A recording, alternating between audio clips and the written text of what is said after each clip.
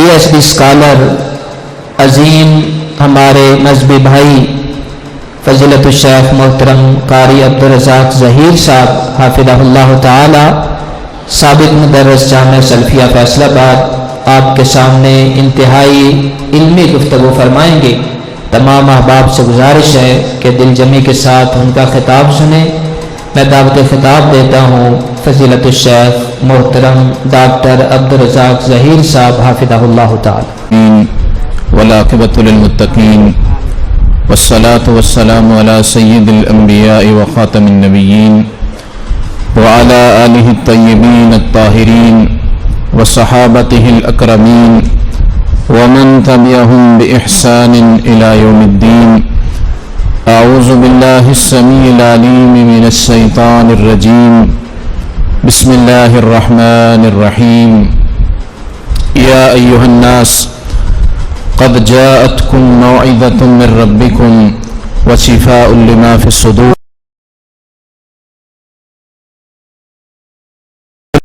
اللہ وبرحمتہ فبذلک فلیفرحوا۔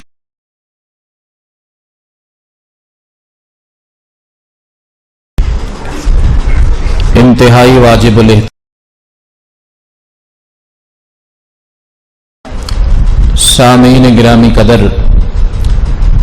میرے لیے یہ انتہائی خوشی اور مسرت کا موقع ہے کہ مجھے ایک ایسی مجلس میں شرکت کرنے کی سعادت حاصل ہو رہی ہے جو قرآن حکیم کے ترجمہ اور تفسیر، ترجمہ مکمل اور کسی حد تک تفسیر سے آگاہی کا پروگرام ہے۔ صحیح بخاری جو حدیث کی چوٹی کی کتاب ہے، الحمدللہ اس کی تعلیم مکمل ہوئی، اس حوالے سے تقریب صحیح بخاری کا پروگرام بھی ہے۔ ایسے پروگراموں کے اندر شریک ہو جانا یہ انسان کے لیے بڑی سعادت کی بات ہے، اس کے لیے بڑی خوش نصیبی کی بات ہے، اور میں مبارکباد پیش کرتا ہوں ان تمام بچوں کو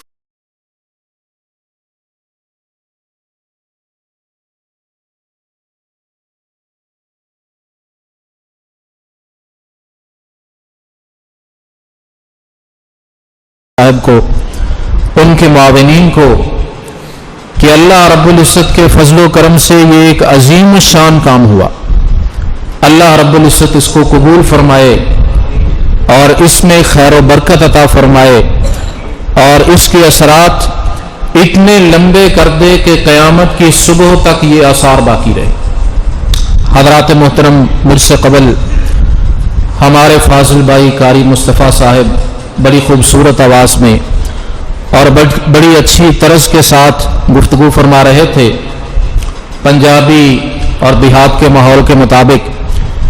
میں تو سادہ اردو زبان میں گفتگو کر رہا ہوں، اس طرح شاید گفتگو نہ کر سکوں، لیکن جس مجلس میں آپ موجود ہیں یہ مجلس اتنی عظیم الشان ہے کہ نبی کریم صلی اللہ علیہ وسلم کا ارشاد گرامی ہے، امام طبرانی نے اس حدیث کو بیان کیا، من غدا الی المسجد لا يريد الا ان يتعلم خيرا او يعلم کان لہ کاجر حاج تاما حجته۔ جو شخص کسی مسجد میں جاتا ہے خیر سیکھنے کے لیے، خیر سکھانے کے لیے، اور قرآن و سنت سے بڑی خیر اس کائنات میں ہے ہی نہیں۔ اللہ رب العزت اپنے ایسے بندے کو ایک مکمل حج کا اجر و ثواب عطا فرما دیتے ہیں۔ اگر کوئی بات آپ کو سمجھ نہ بھی آئے یا آپ کے مزاج کے مطابق نہ بھی ہو تو انشاءاللہ خلوص نیت کی وجہ سے ہم پر امید بھی ہیں اور اللہ رب العزت سے دعا گو بھی ہیں کہ ہم خیر سیکھنے اور سکھانے کے لیے آئے ہیں۔ اس حدیث کی روشنی میں رب کائنات ہم سب کو، ان معصوم بچوں کو، بچیوں کو، ہماری ماؤں اور بہنوں کو، ہمارے بزرگوں اور نوجوانوں کو آج کی اس مجلس میں آنے کی وجہ سے اپنے فضل و کرم سے ایک مکمل حج کا اجر و ثواب عطا فرمائے۔ حضرات محترم، آج کا دور سائنسی ترقی کا دور ہے. سفری سہولتیں بڑی عام اور آمد و رفت کے تیز ترین وسائل کی وجہ سے وہ سفر جو کبھی انسان مہینوں اور سالوں میں کرتا تھا آج لمحوں میں کر رہا ہے. طب اور میڈیکل کے میدان میں بڑی ترقی ہو چکی ہے. بجلی اور گیس اللہ رب العزت کی عظیم الشان نعمتیں ہیں. ان کی وجہ سے انسان یہاں تک پہنچ چکا ہے اپنے کمرے رہائش کے ٹیمپریچر کو اے سی اور ہیٹر کی وجہ سے اپنے مزاج اور طبیعت کے مطابق اس سطح پہ لے کے آتا ہے, گرم اور سرد کر لیتا ہے. حضرات محترم, کمپیوٹر اور انٹرنیٹ نے دنیا کے فاصلوں کو سمیٹ کے رکھ دیا ہے. دنیا گلوبل ولیج کی شکل اختیار کر چکی ہے. شہر ایک ملک کے شہر بلکہ تمام ممالک ایک دیہات کے محلے محسوس ہونے لگے ہیں. دیہاتوں میں وہی سہولیات اور وہی رسائی جو بڑے بڑے شہروں میں ہوتی ہے. اپنے دفاع کے لیے انسان نے ایٹم بم اور میزائل بنا لیے ہیں.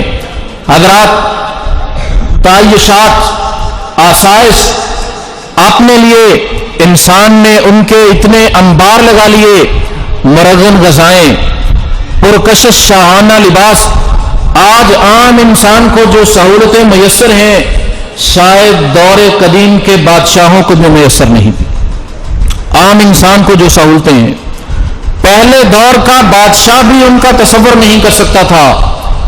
لیکن حضرات, سوال یہ ہے, بس توجہ کوشش کریں گے بات سمجھنے اور سمجھانے کی, کیا اس ترقی نے, سائنسی ترقی کے دور نے, وسائل کی ریل پیل نے, میڈیکل کی ترقی نے, تعیشات و سہولیات کی فراوانی نے, انٹرنیٹ اور کمپیوٹر نے فاصلوں کو سمیٹ دیا, کیا اس ترقی نے انسان کی مشکلات کو حل کر دیا ہے, انسان کے دکھوں کا مداوع کر دیا؟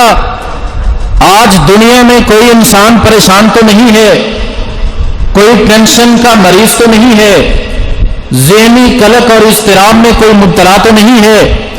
جب ہم حقائق پہ نظر دوڑاتے ہیں اور موجودہ دنیا کی تاریخ کو دیکھتے ہیں, آج ماہرین چیخو پکار کر رہے ہیں, انسانی حقوق کی تنظیمیں واویلا کر رہی ہیں. آج کے دور کا انسان جتنا پریشان ہے دور قدیم کے اندر انسان کبھی اتنا پریشان نہیں رہا. ترقی بہت زیادہ اور پریشانی بھی بہت زیادہ.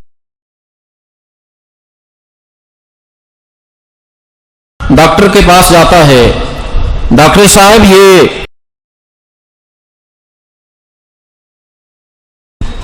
آپ نے پریشان نہیں ہونا, ہماری کوئی ماں جاتی ہے,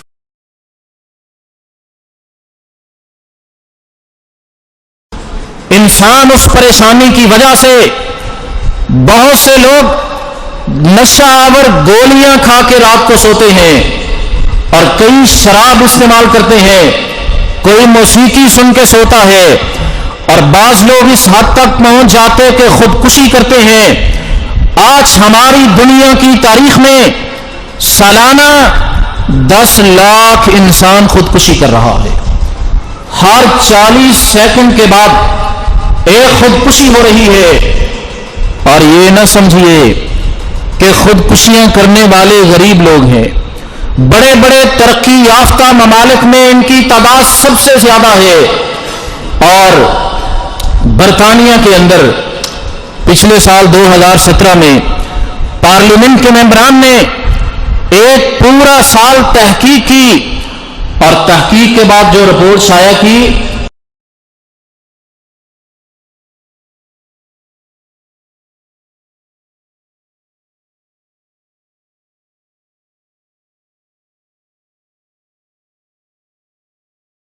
اس کے خاندان سے کاٹ دیا, اللہ رسول سے کاٹ دیا, اس کے ماں باپ سے کاٹ کے رکھ دیا, اور یہ تنہائی ایک بیماری کی شکل اختیار کر چکی ہے.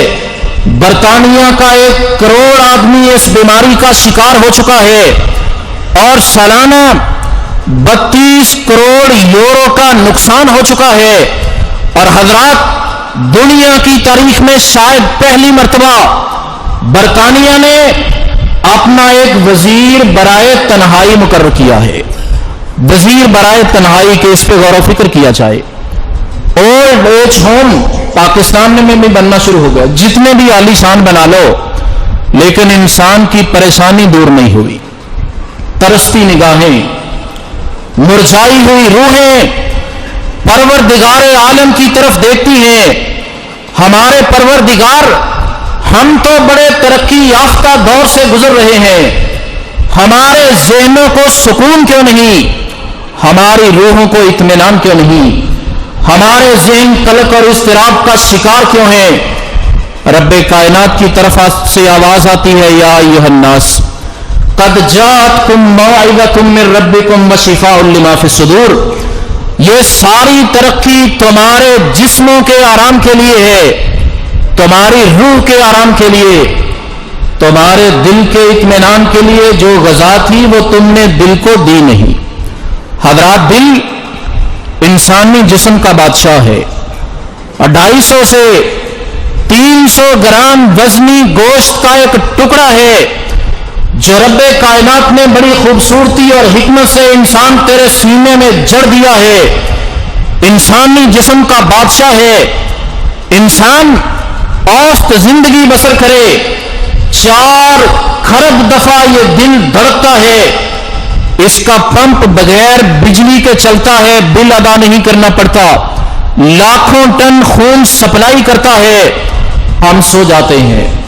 ہمارے دلوں کی دھڑکنوں کو کنٹرول کرنے والا وہ حی و قیوم جاگ رہا ہے. حضرات اس دل کی غذا کے لیے اہتمام نہیں کیا. دل بیمار ہو چکا ہے.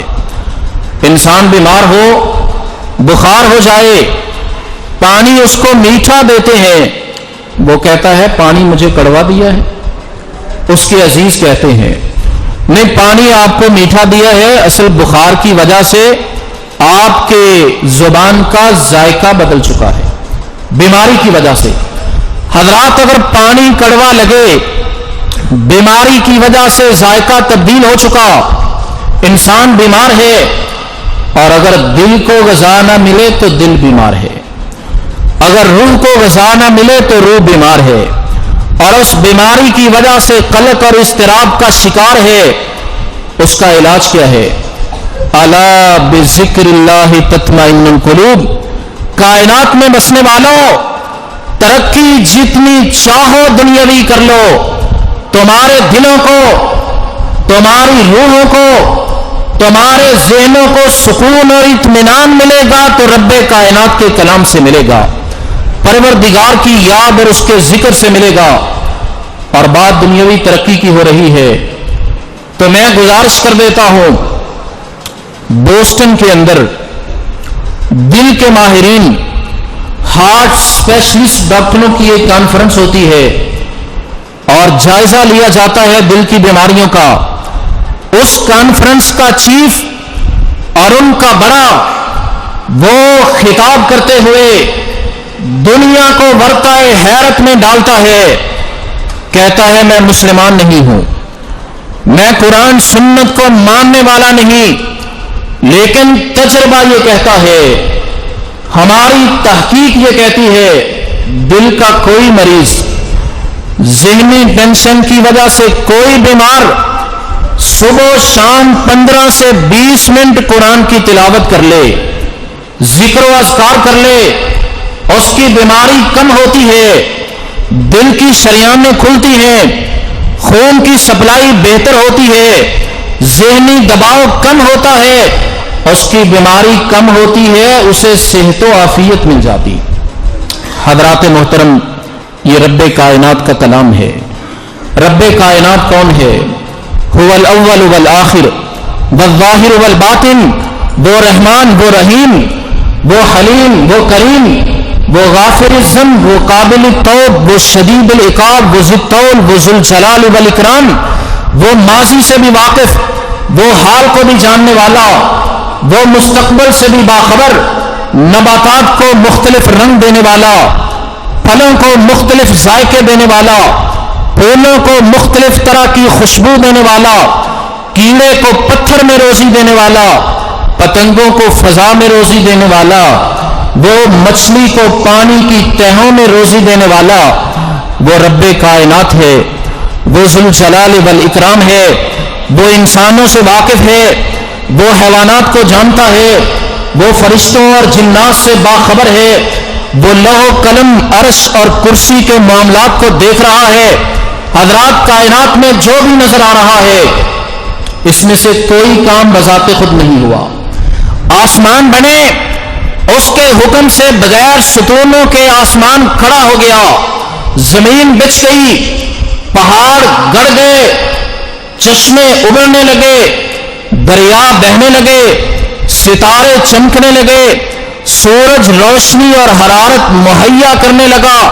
حضرات، بجلیاں چمکنے لگیں، چشمے ابلنے لگے، بذات خود کچھ نہیں ہوا، رب کائنات کے حکم سے، اس کے فضل و کرم سے ہماری آنکھیں دیکھنے لگی، انسان کے کان سننے لگے، اس کی زبان بولنے لگی، اس کے قدم چلنے لگے، اس کے ہاتھ پکڑنے لگے۔ یہ ساری رب کائنات کی طاقت، اس کی قدرت، اس کے حکم کی وجہ سے، یہ اس رب کائنات کا کلام ہے۔ جو پوری کائنات بنا دے اسے کمزوری نہیں آتی، اس کی حفاظت کر کے وہ کبھی تھکا نہیں۔ وہ اپنے آپ کو خدا کہلوانے والے فرعون اور اس کی فوجوں کو پانی میں ڈبو دے، اسے کسی کا خوف نہیں۔ وہ قوم لوط پہ پتھر برسا دے، اس کے ارادے کو کوئی بدل نہیں سکتا۔ وہ قارون کو زمین میں دنسا دے، اس کے ارادے کو کوئی ٹال نہیں سکتا۔ وہ سراقہ کے ہاتھوں میں کسرا کے کنگن پہنا دے، وہ قادر ہے۔ وہ یتیم مکہ کو کائنات کا سردار بنا دے، کوئی رکاوٹ نہیں بن سکتا۔ وہ ان کے قلب اطہر پہ اپنا کلام نازل کر دے، وہ اس بات پہ قادر ہے۔ حضرات محترم، یہ قرآن حکیم ہے، رب کائنات کا کلام ہے۔ انسان کی زندگی کی مشکلات کا حل، اس کی بیماریاں جسمانی ہوں یا روحانی ہوں، ان کا علاج رب کائنات کا کلام ہے۔ یا ایھا الناس قد جاءتکم موعظۃ من ربکم وشفاء لما فی الصدور، تمہارے سینوں کی بیماریوں کا علاج قرآن ہے۔ دنیا کی ہر خیر اور بھلائی رب کائنات کے کلام کے اندر موجود ہے۔ اور حضرات، دنیا کی یہ رونقیں، یہ بہاریں، یہ زیبائش و آرائش، یہ قرآن کی وجہ سے ہے۔ جب تک قرآن باقی ہے دنیا کی رونقیں باقی ہیں، اور جب قرآن اٹھ جائے گا دنیا کی رونقیں ختم ہو جائیں گی، قیامت برپا ہو جائے گی۔ حضرات، نبی کریم صلی اللہ علیہ وسلم پوری کائنات کے سردار ہیں، رب کائنات کے محبوب ہیں۔ اللہ رب العزت نے انہیں سید ولد آدم بنایا، پوری کائنات کا امام بنایا ہے، پوری کائنات کا سردار بنایا ہے۔ اور رحمت کائنات صلی اللہ علیہ وسلم کا کام کیا تھا؟ آپ کا منصب کیا تھا؟ آپ کا فریضہ کیا تھا؟ آپ نے کیا کام سر انجام دیا؟ کائنات کی سب سے اونچی شخصیت نے وَيُعَلِّمُهُمُ الْكِتَابَ يَتْلُو عَلَيْهِمْ آيَاتِهِ وَيُزَكِّيهِمْ وَيُعَلِّمُهُمُ الْكِتَابَ وَالْحِكْمَةَ، قرآن حکیم پڑھ کے سنایا، قرآن حکیم لوگوں کو سکھایا، قرآن کے ذریعے سے لوگوں کا تزکیہ و تطہیر کیا، ان کے قلوب و اذہان کو پاک اور صاف کیا، کفر شرک کی پلیدگیوں گندگیوں سے ان کے قلوب و اذہان کو پاک اور صاف کر دیا، انہیں صراط مستقیم پہ چلا دیا قرآن کی طاقت کے ساتھ، قرآن حکیم کی تعلیم اور تربیت کے ساتھ۔ اور یہی بات ہمیں سکھا دی۔ نبی کریم صلی اللہ علیہ وسلم کا ارشاد گرامی ہے، حضرت عثمان رضی اللہ تعالی عنہ حدیث بیان کرتے ہیں، صحیح بخاری کی حدیث، نبی کریم علیہ السلام نے فرمایا خیرکم من تعلم القرآن وعلمہ، تم میں سے سب سے بہتر کون ہے؟ سب سے بہتر ہمارے بھی معیار ہیں، انجینئر اپنی جگہ اہم ہے، ڈاکٹر اپنی جگہ، کاروباری آدمی اپنی جگہ، وزیر اپنی جگہ، سیاستدان اپنی جگہ، بڑی بڑی ڈگریوں کو لینے والے اپنی جگہ پر، مال و دولت کے انبار لگانے والا اپنی جگہ پہ، لیکن نبی کریم علیہ السلام فرماتے ہیں سب سے بہتر، سب سے افضل، سب سے بلندتر وہ ہے جو قرآن کو سیکھ رہا ہے، قرآن کو سکھا رہا ہے۔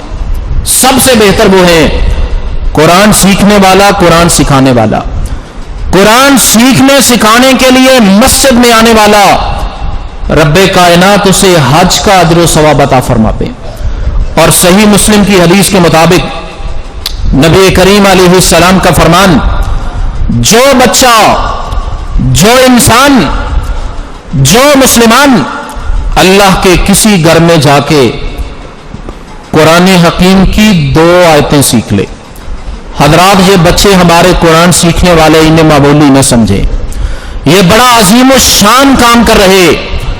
جو انسان، جو بچہ 2 آیتیں قرآن کی ایک دن میں سیکھ لے، نبی کریم علیہ السلام نے فرمایا 2 اونٹنیوں سے زیادہ بہتر ہے، 2 اونٹنیوں سے زیادہ کمائی ہو گئی۔ حضرات 2 اونٹنیوں کی قیمت کتنی ہوگی؟ کیوں جی بزرگ بیٹھے ہیں، 2 اونٹنیوں کی کتنی قیمت ہو سکتی؟ 4 لاکھ روپیہ ہو سکتی۔ جس بچے نے صبح 2 آیتیں قرآن حکیم کی سیکھ لی، نبی کریم علیہ السلام نے فرمایا 4 لاکھ نہیں، اس نے 4 لاکھ سے زیادہ کمائی کر لی ہے۔ اور جس نے 3 آیتیں سیکھ لی، 3 اونٹنیوں سے بہتر، 4 سیکھ لی تو 4 سے بہتر۔ حضرات محترم، اور میرٹ کیا ہے؟ داخلہ ملتا ہے مختلف یونیورسٹیوں میں، کالجز میں میرٹ بنتا ہے مختلف سطح پہ داخلہ لینے کے لیے، اتنے نمبر ہوں گے تو داخلہ ملے گا۔ لیکن رب کائنات کا معیار کیا ہے؟ الماہر بالقرآن ما سفرت الکرام البررا، مہارت کے ساتھ قرآن حکیم پڑھنے والا وہ تو رب کائنات کے معزز بزرگ فرشتوں کے ساتھ۔ لیکن اللہ کے رسول علیہ السلام ہمارے ایک بزرگ ہیں، بوڑھے ہو چکے، قرآن سیکھا نہیں بچپن میں صحیح، وہ تو پڑھتے ہوئے بھی اٹکتے ہیں، لفظ غلط بھی پڑھا جاتا ہے۔ اللہ کے رسول ان کے لیے کیا ہے؟ نبی کریم علیہ السلام نے یہ نہیں فرمایا کہ رب کائنات نے فرمایا ریجیکٹ، میرٹ سے نیچے ہو، تمہارے تو نمبر پورے نہیں، تمہیں تو پڑھنا نہیں آتا۔ گھر کے اندر ہماری بزرگ خواتین ہیں، نبی کریم علیہ السلام نے رب کائنات کے فرمانے سے، اس کی وحی سے فرمایا لہو اجران، جو بندہ اٹک اٹک کے پڑھتا ہے، روانگی سے پڑھا نہیں جاتا، بزرگ پھر بھی کوشش کر کے پڑھتے۔ ہماری ماں اور بہن گھر میں روانگی سے نہیں پڑھا جاتا، اس میں شک نہیں کہ سیکھنے کی کوشش کرنی چاہیے، لیکن اب بوڑھے ہو چکے، نہیں پڑھا جا رہا صحیح۔ نبی کریم علیہ السلام نے فرمایا مہارت کے ساتھ پڑھنے والے کو اگر بالفرض 1 نیکی ملتی ہے تو اٹک اٹک کے پڑھنے والے کو رب کائنات اس سے ڈبل اجر و ثواب عطا فرما دیتے، اسے اس سے ڈبل اجر و ثواب ملتا ہے۔ اور حضرات، نبی کریم علیہ الصلاۃ والسلام کا فرمان علامہ البانی نے سلسلہ صحیحہ کے اندر بیان کیا۔ کوئی نہیں، آواز آ رہی ہے اور گرمی بھی نہیں، آپ احباب توجہ رکھیں۔ آج کسی کی تعریف کوئی کرتا ہے، کسی کے ساتھ کوئی محبت اور عقیدت کا اظہار کرتا ہے، لیکن قرآن پڑھنے والا اتنا عظیم ہے، قرآن کی تلاوت کرنے والا اتنا اونچا ہے، قرآن کے الفاظ کو اپنی زبان سے ادا کرنے والا اتنا بلند ہے۔ نبی کریم علیہ السلام کا فرمان اور ہمارا یہ عقیدہ ہے کہ رحمت کائنات جو بھی فرماتے ہیں وہ اللہ رب العزت کی طرف سے وحی ہوتی ہے۔ حضرات، جو بندہ قرآن کی تلاوت کر رہا ہے، کھڑا نماز میں قرآن پڑھ رہا ہے، مفہوم حدیث کا بیان کرو، فرشتہ آتا ہے، رب کائنات فرشتے کو بھیجتے ہیں اور فرشتے کون ہیں؟ لا یعصون اللہ ما امرہم ویفعلون ما یؤمرون، جو رب کائنات کی نافرمانی کرتے ہی نہیں، اللہ کے حکم سے آتے ہیں۔ نورانی فرشتہ آتا ہے، اس بندے کے قریب کھڑا ہو جاتا ہے، حتی یضع فاہ علی فی، حتی کہ اپنا منہ وہ فرشتہ اس قرآن پڑھنے والے کے ہونٹوں کے ساتھ لگا دیتا ہے۔ اور اگر میں خطابت کے انداز میں کہوں، رب کائنات نورانی فرشتے کو بھیجتے ہیں، فلاں میرا بندہ مسجد میں، گھر میں، دکان میں قرآن حکیم کی تلاوت کر رہا ہے، رب کائنات کی طرف سے نورانی فرشتہ آتا ہے، آ کے قرآن کی تلاوت کرنے والے کے ہونٹوں کو چوم لیتا ہے، اس کے ہونٹوں پہ آ کے بوسہ دیتا ہے، حتی یضع فاہ علی فی، اس کے ہونٹوں کو فرشتہ چوم لیتا ہے جو قرآن حکیم کی تلاوت کر رہا ہے۔ اور جس گھر میں قرآن نہیں، قرآن کی تلاوت نہیں، لاکھوں کا کروڑوں کا گھر بنا ہو، چودھری صاحب کے گھر میں دنیا کی ہر سہولت موجود ہو، اگر قرآن کی تلاوت نہیں، وہ اجڑا ہوا ویران گھر ہے، بے برکتہ گھر ہے۔ جس سینے میں قرآن نہیں، وہ سینہ اجڑا ہوا، وہ انسان تو زندوں میں مردہ ہے جسے قرآن کی 2-4 آیتیں بھی یاد نہیں ہیں۔ اور مجھے بڑی مسرت ہو رہی تھی، الفرقان اکیڈمی کے بچے ماشاءاللہ، چھوٹے چھوٹے بچے اور بچیاں تقریر کر رہے ہیں، اللہ کے فضل و کرم سے تربیت کے حوالے سے کلام پیش کر رہے ہیں کہ بچے جو دیکھتے ہیں وہی سیکھتے ہیں۔ کتنا عظیم الشان جملہ ہے۔ میں اس جملے کا انتخاب کرنے والے کو سلام پیش کرتا ہوں کہ بچے جو دیکھتے ہیں وہی سیکھتے ہیں۔ یہ ایک ایسا جملہ ہے، اگر آج کے اس پروگرام میں یہ جملہ ہی ہمیں سمجھ آ جائے تو میرا خیال یہ ہے کہ اس پروگرام کا مقصد انشاءاللہ حاصل ہو جائے گا۔ بچے جو دیکھتے ہیں وہی سیکھتے ہیں، جو بڑے کریں گے وہی بچے کریں گے۔ اور حضرات محترم، آپ حضرات مبارکباد کے مستحق ہیں، بچے بھی، ان کے والدین بھی، اس بستی والے بھی، اس گاؤں والے بھی، جہاں کے چھوٹے چھوٹے بچوں نے قرآن حکیم کا مکمل ایک سپارہ حفظ کر لیا ہے۔ جبکہ ہمارے پاکستان کی تاریخ ہے، بیرسٹر اور بڑا پڑھا لکھا آدمی اگر سپریم کورٹ میں مقدمے کی وکالت کرے، 1 کروڑ روپیہ اس کی فیس ہوتی ہے۔ اپنے فن کا بڑا ماہر، لیکن قرآن حکیم کی تلاوت کے لیے کہا گیا کہ بڑے پڑھے لکھے ہیں، قرآن حکیم کی تلاوت بھی کر دو۔ کہا سورت قل ہو اللہ ہی پڑھوں گا، کہا وہی پڑھ دو۔ سورت قل ہو اللہ پڑھی، سورہ اخلاص پڑھنی نہیں آئی، بیرسٹر بھول گیا، اور پھر پڑھی تو پھر بھول گیا۔ یہ وہ آدمی ہے جو سپریم کورٹ میں جائے تو 1 کروڑ روپیہ اپنی فیس لیتا ہے۔ کعبے کا رب گواہ ہے، ایسے بیرسٹروں کی، وکیلوں کی، قانون دانوں کی جنہیں سورہ اخلاص پڑھنی نہیں آتی، کروڑوں کی تعداد میں ایک طرف ہو، الفرقان اکیڈمی کا وہ بچہ جس کے سینے میں قرآن کا ایک سپارہ ہے، میں ایسے بیرسٹروں کی لائن کو اس بچے کے جوتے کی نوک پہ قربان کرتا ہوں جس کے سینے میں رب کا قرآن ہے۔ حضرات، قرآن کتنی عظیم چیز ہے، سب سے بہتر وہ ہے جو قرآن سیکھ رہا ہے، قرآن سکھا رہا ہے۔ تلاوت خود کریں، اور قرآن حکیم کی تلاوت سننے کا شوق بھی ہونا چاہیے۔ اور میرے نوجوان بھائی، کبھی گانا سننے سے فرصت ملے تو قرآن بھی سنا کرو۔ یہ کان رب کائنات نے قرآن سننے کے لیے دیے ہیں، گانا سننے کے لیے نہیں دیے۔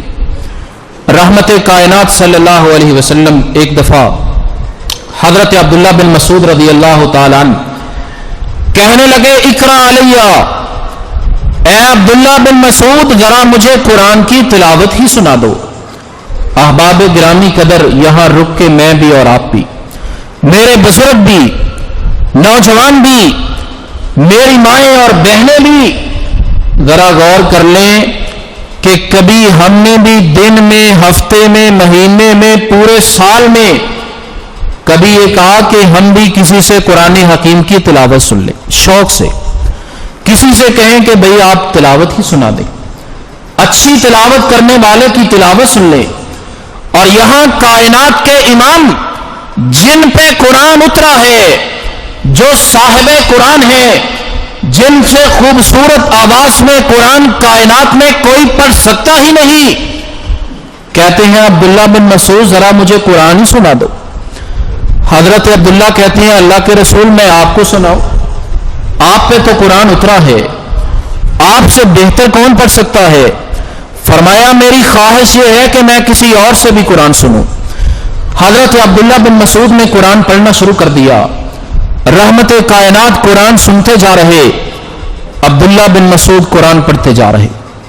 اور قرآن وہ ہے جس کے بارے میں رب کائنات فرماتے ہیں اگر قرآن کے نزول کا مقصد یہ ہوتا کہ اس کی وجہ سے پہاڑ چل پڑے، مردے زندہ ہو کے باتیں کرنا شروع کریں، قرآن میں یہ طاقت تھی کہ یہ کام بھی قرآن سے کروایا جا سکتا تھا، لیکن یہ قرآن ہم نے انسان کی ہدایت کے لیے نازل کیا۔ وہ قرآن رحمت کائنات سن رہے، اچانک نبی کریم علیہ السلام نے فرمایا عبداللہ بس کرو۔ حضرت عبداللہ بن مسعود کہتے ہیں میں نے دیکھا رحمت کائنات کی مبارک آنکھوں کی طرف فائزن عیناہ تذریفان، آپ کی دونوں مبارک آنکھوں سے چھم چھم آنسو کے قطرات گر رہے ہیں اور رحمت کائنات قرآن کی تلاوت سن رہے۔ کتنا عظیم الشان منظر! ہم بھی قرآن کی تلاوت سنیں۔ جو اخبار پڑھتا ہے جب تک اخبار نہ پڑھ لے رات کو نیند نہیں آتی، اور جو چائے ضرور پیتا ہے رات کو چائے نہ پیے تو نیند نہیں آتی، گانا سننے والے کو گانا سنے بغیر نیند نہیں آتی، فیس بک کا استعمال کرنے والے کو رات کو 3 بجے بھی فارغ ہو جب تک نہ دیکھے نیند نہیں آتی۔ میرے مسلمان بھائی اور بزرگ، آپ کو رب کائنات نے قرآن دیا ہے، آپ کو صاحب قرآن دیا ہے، آپ کو قرآن کی تلاوت کیے بغیر رات کو نیند کیسے آ جاتی ہے؟ رات کو نیند کیسے آ جاتی؟ قرآن کی تلاوت لازمی ہے، اس کے بغیر ہمیں نیند نہیں آنی چاہیے۔ اور یہ بات بھی یاد رکھیے، گانے کی محبت اور قرآن کا شوق، یہ ایک دل میں 2 چیزیں جمع نہیں ہو سکتی۔ اگر قرآن کی محبت ہے تو گانا سننے کا شوق نہیں ہوگا، اور اگر گانا سننے کا شوق ہے تو قرآن کی محبت نہیں ہے۔ پھر دل بیمار ہے، دل کا علاج کروائیے۔ قرآن کی تلاوت بڑی خیر و برکت کا باعث ہے۔ سورۃ البقرہ کے بارے میں نبی کریم علیہ السلام کا فرمان، جس گھر میں سورہ بقرہ پڑھی جائے، اللہ رب العزت سورہ بقرہ کی تلاوت کی وجہ سے شیطانی اثرات، سائے کے اثرات اور جادو کے اثرات کو سورہ بقرہ کی برکت سے ختم کر دیتے۔ تجربہ کر کے دیکھیں اپنے گھروں میں، اس کی برکت سے اثرات جادو کے، ٹونے کے، سائے کے ختم ہو جاتے ہیں۔ تلاوت بھی بڑی عظیم الشان چیز، لیکن تلاوت سے آگے بڑھنا ہے، قرآن حکیم کو سیکھنا بھی ہے، اس کے ترجمے اور مفہوم کو بھی سیکھنا ہے۔ جو کام ہمارے اس گاؤں میں الفرقان اکیڈمی کر رہی ہے، قرآن حکیم سیکھنا سکھانا، کتاب انزلناہ الیک مبارک لیدبروا آیاتی ولیتذکر اولو الالباب، قرآن نازل کیا بڑا بابرکت ہے، لیکن نزول کا مقصد پڑھنا بھی ہے، لیدبروا آیاتی، اس کی آیات پہ غور و فکر کرنا بھی ہے، اس کو سمجھنا بھی ہے، اس کو جاننا بھی ہے۔ اور قرآن ایک خط ہے پوری دنیا کے نام، ایک خط ہے۔ حضرات، کسی کا خط میسج آئے ہم اس کو پڑھتے ہیں، نہ سمجھ آئے کسی سے پڑھا لیتے، پوچھ لیتے۔ آج تو خط کا دور چلا گیا، آج سے چند برس پہلے اگر کسی کا بیٹا بیرون ملک رہتا ہو اور اس کا خط آ جاتا، ہمارے بزرگ جانتے ہیں اگر گھر میں کوئی پڑھنے والا نہ ہوتا، ماں فوراً خط لے کے کسی کا پتہ کرتی کہ کوئی پڑھنے والا ہے، ذرا پتہ تو چلے میرے بیٹے نے، میرے لال نے کہا کیا ہے، اس خط کو پڑھایا جاتا۔ حضرات یہ رب کائنات کا خط ہے، کیا اسے پڑھنے کی کوئی ضرورت نہیں؟ اس کو ہم سمجھے ہی نہ کہ اس میں ہے کیا۔ لیدبروا آیاتی وَلَقَدْ يَسَّرْنَا الْقُرْآنَ لِلذِّكْرِ فَهَلْ مِن مُدَّكِرٍ، اور یہ بھی نہیں کہ قرآن بڑا مشکل ہے، رب کائنات فرماتے ہیں ہم نے قرآن کو بڑا آسان کر دیا ہے، کوئی ہے قرآن کو سمجھنے والا، نصیحت حاصل کرنے والا؟ قرآن کی تلاوت بھی، قرآن کا سمجھنا بھی، اور تیسری بات قرآن پہ عمل بھی۔ صحابہ کرام کہتے ہیں تعلمنا القرآن والعلم والعمل جميعا، ہم نے رحمت کائنات علیہ السلام سے 3 چیزیں بیک وقت سیکھی۔ تعلمنا القرآن، ہم نے آپ سے قرآن کے الفاظ کا پڑھنا سیکھا، اس کو ادا کیسے کرنا ہے۔ والعلم، ہم نے قرآن کے الفاظ کا مطلب سیکھا کہ اس کا مفہوم کیا ہے۔ اور تیسری بات والعمل، جو ہم نے پڑھ لیا، جس کا مطلب ہم نے سیکھ لیا، ہم نے اس پہ عمل بھی کیا ہے۔ حضرات محترم، آج ہر شخص چاہتا ہے کہ اس کا بیٹا بہترین ادارے میں دنیاوی تعلیم حاصل کرے۔ اگر انگلش کا کوئی لفظ اس کا تلفظ ذرا غلط ادا ہو جائے تو ہر کوئی اس کو ٹوکتا روکتا ہے۔ اگر شعر پڑھنے میں کوئی غلطی ہو جائے، لوگ کہتے ہیں اپنے شعر کو درست کرو۔ حضرات قرآن حکیم رب کائنات کا کلام ہے، کیا اس کے لیے ہمیں کوشش نہیں کرنی چاہیے کہ ہمارے بچے کو قرآن بھی صحیح آئے، جس کی وجہ سے ہماری دنیا کی کامیابی ہوگی، آخرت کی کامیابی ہوگی۔ ایک ایک سبجیکٹ کے لیے کیمسٹری، بیالوجی، فزکس، انگلش، دیگر مضامین لوگ گھر میں استاد کو مہیا کر لیتے ہیں، ٹیوٹر رکھ لیتے ہیں، اور کئی ہزار دے کے ایک مضمون پڑھایا جاتا ہے۔ یہ کوئی غلط نہیں، ہم اس کی مخالفت نہیں کرتے، لیکن قرآن حکیم اس سے بھی زیادہ اہم ہے۔ اس کے لیے بھی کوشش کریں کہ بچوں کو قرآن حکیم پڑھنا بھی صحیح آتا ہو، ہماری اولادوں کو قرآن حکیم پڑھنا بھی آئے۔ حضرات محترم، قرآن حکیم رب کائنات کی طرف سے ایک نور ہے، ایک روشنی ہے۔ قد جاءکم من اللہ نور و کتاب مبین، ایک روشنی یہ ہے جو اب ہو رہی ہے، انرجی سیور چل رہے ہیں، بجلی کے ذریعے سے ٹیوب چلتی ہے، بلب چلتا ہے، ماحول روشن ہو جاتا ہے، لیکن یہ باہر کا ماحول روشن ہوتا ہے، انسان کے اندر کا ماحول، اس کے دل اور دماغ کو اگر دنیا کی کوئی چیز روشن کر سکتی ہے تو وہ رب کائنات کا کلام ہے۔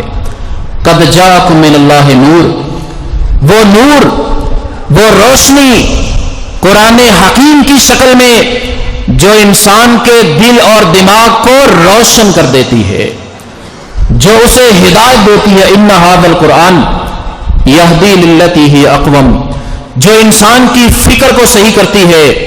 قرآن وہ کلام ہے جو انسان کے عقیدے کو صحیح کر دے، جو اس کے عمل کو درست کر دے، جو اس کے ذہن کو اطمینان دے دے، جو اس کی بیماریوں کو رفع کر دے۔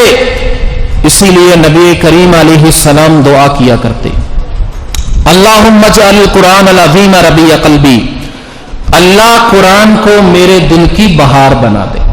یہ ہمیں بھی دعا کرنی چاہیے، اللہ قرآن حکیم کو ہمارے دلوں کی بہار بنا دے، اللہ ہمارے غم اور پریشانیوں کا مداوا قرآن حکیم کو بنا دے، قرآن حکیم کی تلاوت کو بنا دے۔ قرآن معیار ہے عزت کا، قرآن معیار ہے بلندی کا۔ ان اللہ یرفع بہذا الکتاب اقواما ویضع بہ آخرین، قرآن کی وجہ سے رب کائنات قوموں کو ترقی و عروج عطا کرتا ہے، اور قرآن کو پسے پش ڈالنے کی وجہ سے رب کائنات قوموں کو ذلیل کر کے رکھ دیتا ہے۔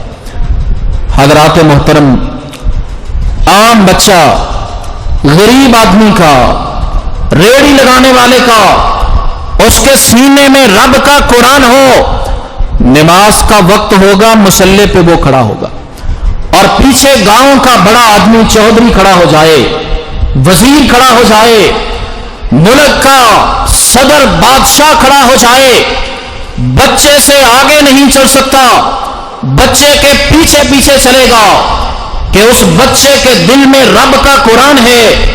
اور نبی کریم علیہ السلام فرماتے ہیں، اگر کوئی شخص امام کے سر سجدے سے اٹھانے سے پہلے اپنا سر اٹھا لے، پیچھے کھڑے ہونے والا سمجھے کہ یہ تو عام لوگوں کا بچہ ہے، میں تو بہت بڑا مالدار، میں تو وزیر، میں تو فلاں، میں اس کا پابند نہیں، اپنا سر بچے کے سر سے پہلے اٹھا لے۔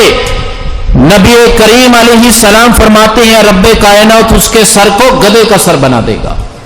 حضرات، عزت کا معیار کیا ہے؟ قرآن حکیم۔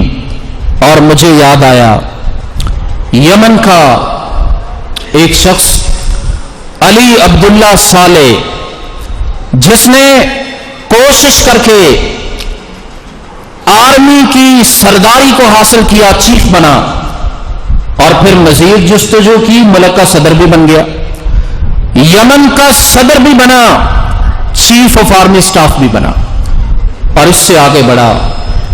جو ہوس انسان کی ختم نہیں ہوتی، ہیلے بہانے سے مختلف اداروں کے سربراہ اپنے بھائیوں، اپنی برادری، خاندان کو لگا دیا، حتیٰ کہ وہ دور آیا پورے یمن کی معیشت پہ اس نے کنٹرول کر لیا۔ ایک ہی گھر میں پورے ملک کی معیشت بھی، پورے ملک کی سیاست بھی، آرمی بھی اس کے کنٹرول میں، سیاست بھی اس کے کنٹرول میں، معیشت بھی اس کے کنٹرول میں، اقتصادیات بھی اس کے کنٹرول میں، اختیارات بھی اس کے کنٹرول میں۔ اور یہ 2-4 دن کی بات نہیں، 30 سال تک اس نے یہ سرداری کی اور ڈکٹیٹرشپ کی۔ اقوام متحدہ جیسا ادارہ، اس کی رپورٹ کے مطابق اس نے کرپشن کر کے پتہ کتنا پیسہ جمع کیا؟ 64 بلین ڈالر کرپشن کر کے 18 مغربی ممالک کے اندر اس نے سرمایہ کاری کی۔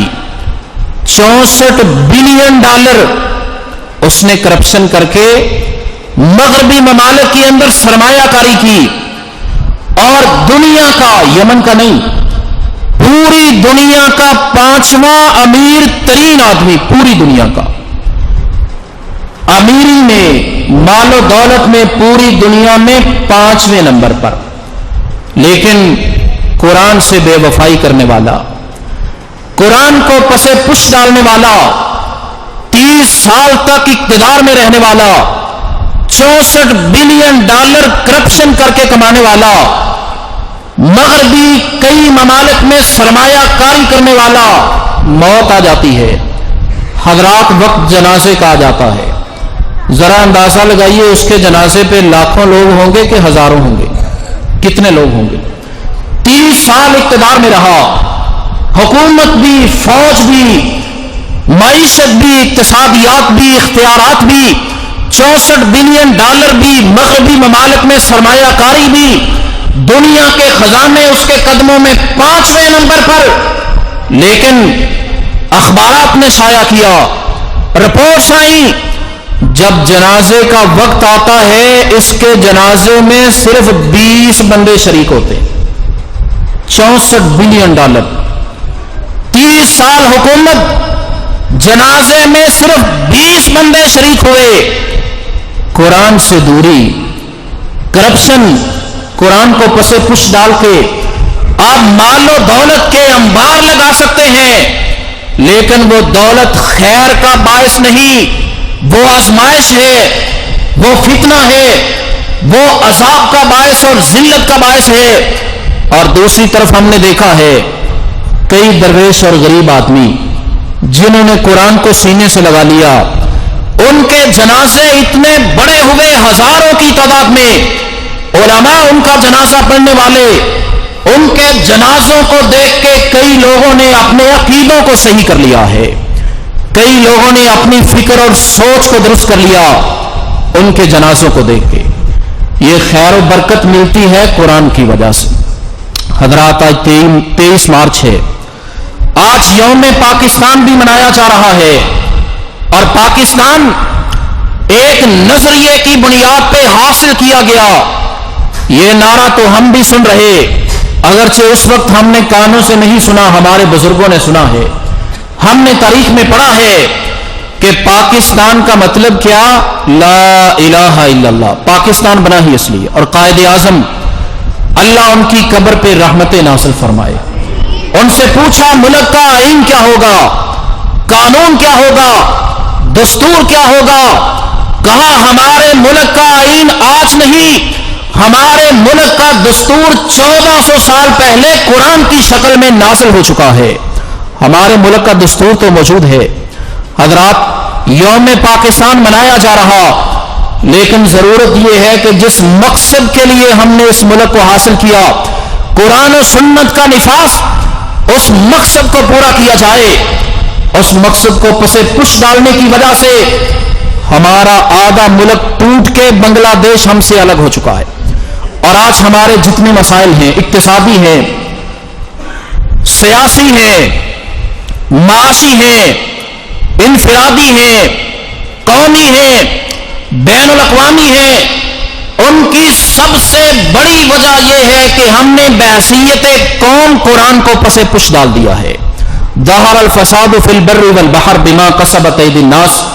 ایسے حالات میں جن لوگوں نے اپنے بچوں کو قرآن سیکھنے کے لیے وقف کیا، قرآن سکھانے والے، اس کی سرپرستی کرنے والے، یہ وہ لوگ ہیں جو نظریہ پاکستان کو پروموٹ کر رہے، جو پاکستان کے مقصد کے حصول کے لیے تگ و دو کر رہے ہیں۔ بات قرآن کی آئی ہے، آج پاکستان کے حوالے سے ایک عظیم الشان شخصیت، شہید اسلام، خطیب عرب و عجم، حضرت علامہ احسان الہی ظہیر شہید، اللہ ان کی قبر پہ لاکھوں رحمتیں نازل فرمائے۔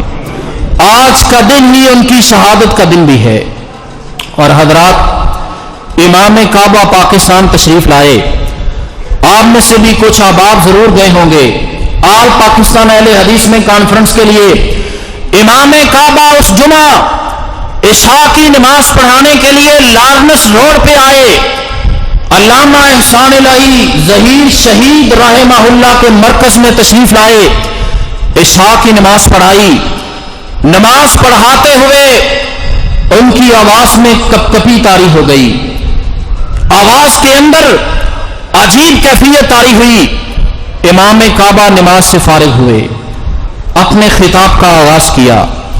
یہ بات سننے سے پہلے ایک بات سن لیں، دنیا کے سارے عہدے اور منصب اکٹھے ہو جائیں، کعبے کی امامت کا جو منصب ہے اور کعبے کے امام کا جو مقام ہے، دنیا کے سارے عہدے مل کے اس کے پاؤں کی خاک کا مقابلہ نہیں کر سکتے۔ وہ کعبہ کے امام اپنی تقریر کی ابتدا کی، کہا آج جب میں نماز پڑھا رہا میرے دل میں خیال آیا، یہ وہ مصلی ہے، یہ وہ جگہ ہے جہاں کبھی شہید اسلام، خطیب ملت، عالم اسلام کی عظیم شخصیت علامہ احسان الہی ظہیر شہید رحمہ اللہ کھڑے ہوا کرتے تھے۔ ان کی یاد آئی، میری آنکھوں میں آنسو آ گئے، اور امام کعبہ نے کہا ہمارے لیے شرف کی بات، امام کعبہ نے کہا میرے لیے شرف کی بات ہے کہ میں علامہ احسان الہی ظہیر شہید کے مصلی پہ کھڑا ہوا، یہ میرے لیے شرف کی بات ہے۔ حضرات، علامہ احسان الہی ظہیر شہید اگر اسلام کی خدمت نہ کرتے، قرآن سے محبت نہ ہوتی، ہم ان کے نام سے بھی واقف نہ ہوتے، لیکن آج صورتحال یہ ہے، میں نے بذات خود علامہ شہید کو اپنی آنکھوں سے نہیں دیکھا، ہمارے اکثر نوجوانوں نے نہیں دیکھا، لیکن آج کسی مجلس میں ان کا تذکرہ آ جائے، کسی جگہ ان کی بات آ جائے، جذبات جوان ہو جاتے ہیں۔ علامہ کی محبت دل میں انگڑائیاں لینا شروع کر دیتی ہے۔ کس وجہ سے؟ ان کے دل میں قرآن کی محبت، رب کائنات نے ان کی محبت ہمارے دلوں میں ڈال دی۔ اور اسی رات کو 23 مارچ کی رات دھماکہ لاہور میں ہوتا ہے، اور علاج کا بہانہ بنا سعودی عرب پہنچے، دھماکہ لاہور میں ہوا، وفات جا کے سعودی عرب میں، اور تدفین حضرت عثمان رضی اللہ تعالیٰ عنہ کے قدموں میں جنت البقیع میں ہوئی۔ یہ قرآن کی برکت ہے، یہ قرآن کی برکت، توحید کی برکت۔ اور حضرات توحید کو ماننے والے، قرآن کو ماننے والوں نے انقلاب برپا کر دیا۔ رحمت کائنات علیہ السلام جب مکے سے ہجرت کر کے نکلے، چھپ چھپا کے نکلے، زمین کا کوئی ٹکڑا پاس نہیں، لیکن 11 برس گزرتے ہیں، 10 لاکھ مربع میل پہ حکومت ہو جاتی ہے، بات آگے بڑھتی چلی گئی، 35 سال گزرتے ہیں، قرآن کی برکت کی وجہ سے، قرآن پہ عمل کی برکت کی وجہ سے قرآن کی حکومت 35 لاکھ مربع میل تک پہنچتی ہے۔ پہلی صدی ختم نہیں ہوتی، کیسر و کسرا فتح ہو جاتے ہیں، اسپین فتح ہوتا ہے، فرانس فتح ہوتا ہے، اور اسلامی مجاہدین ملتان اور سندھ تک پہنچتے ہیں۔ اور وہ وقت بھی آتا ہے کہ مسلمان فوج دریائے دجلہ کے کنارے کھڑی ہے، دشمن نے پل کو گرا دیا، مسلمانوں کا سپہ سالار دیکھتا ہے، اپنے رب سے دعا کرتا ہے، اپنی فوج کو خطاب کرتا ہے، ہم قرآن کو ماننے والے، ہم رحمت کائنات کے فرمان کو ماننے والے، ہمارے مالک تیرے سامنے دریا بھی اسی طرح جس طرح صحرا ہے۔ اور رب کائنات سے دعا کی، اپنی فوج کو حکم دیا، کہا آج چلتے دریا میں میں اپنا گھوڑا سب سے پہلے ڈالتا ہوں، تم میرے پیچھے آؤ، کبریائی کی قسم ہے، رب کائنات ہماری حفاظت کرے گا، ہمارا کوئی نقصان نہیں ہوگا۔ اور تاریخ نے دیکھا، موسیٰ علیہ السلام نے لاٹھی ماری، بنی اسرائیل کے لیے 12 راستے بنے، انہوں نے دریا کو عبور کیا۔ رحمت کائنات کے غلاموں کی، قرآن کے ماننے والوں کی باری آئی، لاٹھی نہیں ماری، راستے نہیں بنے، پانی بھی چل رہا ہے، اوپر سے گھوڑے بھی گزرتے جا رہے ہیں، اور کوئی پانی میں ڈوبتا نہیں۔ شاعر مشرق تڑپ کے کہہ دیتے ہیں، دشت و دشتے دریا بھی نہ چھوڑے ہم نے، بحر ظلمات میں دوڑا دیے گھوڑے ہم نے۔ یہ قرآن کی برکت کی وجہ سے۔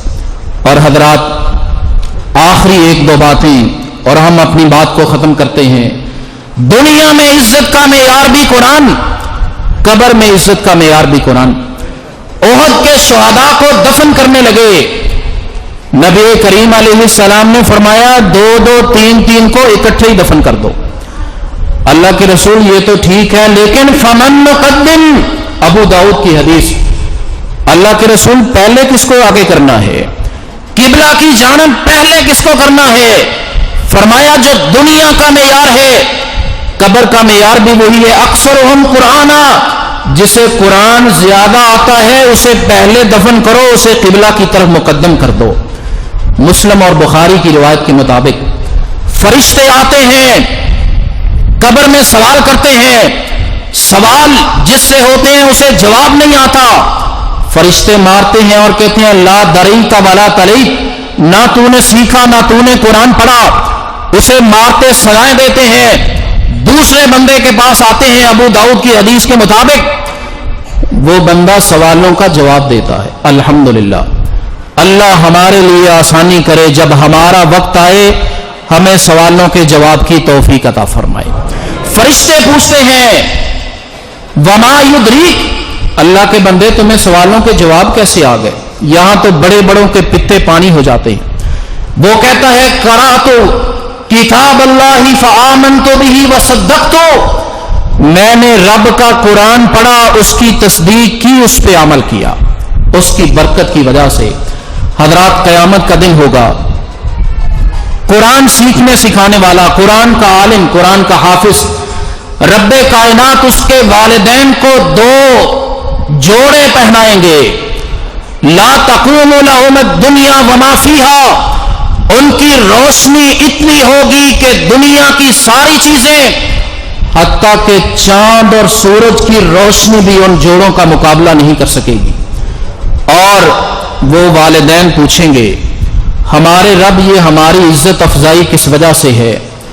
رب کائنات کی طرف سے فرشتے جواب دیں گے بتعلیم ولدکم القرآن، تم اپنے بچے کو قرآن کی تعلیم دے کے آئے تھے، اس قرآن کی تعلیم کی برکت کی وجہ سے آج تمہیں وہ لباس ملے ہیں کہ سورج اور چاند کی روشنی بھی اس کا مقابلہ نہیں کر سکتی۔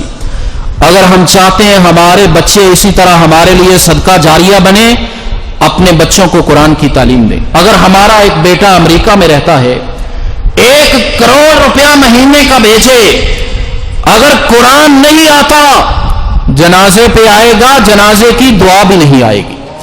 ہمارے لیے نجات کا باعث ہوگا تو وہ بچہ ہوگا جس کے سینے میں رب کا قرآن ہے، اور اسے رب کائنات فرمائیں گے اقرا ورتقی ورتل کما کنت ترتل فی الدنیا، قرآن پڑھتا جا اور جنت کی منزلوں پہ چڑھتا جا۔ حضرات قرآن کے حقوق، تلاوت، قرآن کو سمجھنا، قرآن پہ عمل کرنا، قرآن کی تعلیمات کو دوسروں تک پہنچانا، اور میں آخر میں ایک بار پھر مبارکباد پیش کرتا ہوں الفرقان اکیڈمی میں پڑھنے والے بچوں کو، بچیوں کو، ان کے والدین کو، اور ہمارے محترم بھائی فضیلت الشیخ قاری عزیر احمد راشد صاحب جو منتظم ہیں اور اس سارے پروگرام کو چلا رہے ہیں، اور ان کے معاونین کو، اور انشاءاللہ یہ چیز صدقہ جاریہ رہے گی، اور یہ ان خاندانوں کے لیے خیر و برکت کا باعث ہے، اس بستی کے لیے خیر و برکت کا باعث۔ بخاری شریف کی تعلیم مکمل ہو رہی ہے، قرآن حکیم کا ترجمہ مکمل ہو رہا ہے، قرآن حکیم کی تجوید مکمل ہو رہی ہے، حفظ کے مراحل مکمل ہو رہے ہیں۔ آپ لوگ مبارکباد کے مستحق ہیں۔ اللہ رب العزت اس پروگرام میں مزید وسعت اور خیر و برکت عطا فرمائے، اور اس کے معاونین کی صلاحیتوں میں مزید اضافہ فرمائے۔ وآخر دعوانا الحمدللہ رب العالمین۔